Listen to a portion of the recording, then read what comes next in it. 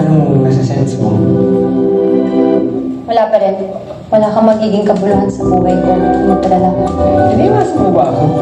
Hindi ako umiiwas. Ano ba kasing meron?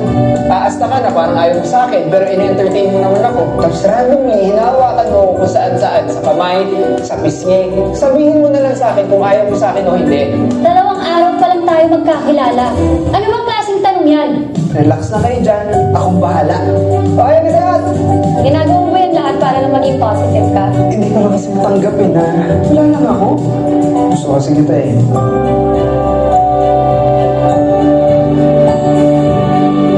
Tama ko.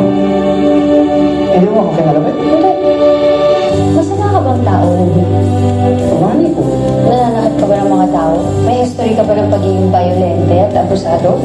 Wala. Bakit ako matatakot sa'yo? Ano muna yung nagustuhan mo sa akin? Kasalan naman akong weirdong tao. Kasi, mabait ka sa akin. Ayun lang. Huwag mo nilalang lang yun. Iilan na lang ang mabait sa akin.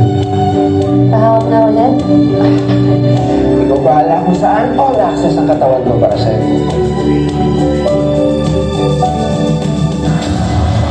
Ate, sabihin mo, hindi ko alam anong mali. Ang hilig mong tumakbo. Imbis na harapin mo yung gustong tinatakasan mo. Tatanggapin ko na lahat na walang nagmahal sa akin. Na walang magmamahal sa akin hanggang sa mamatay.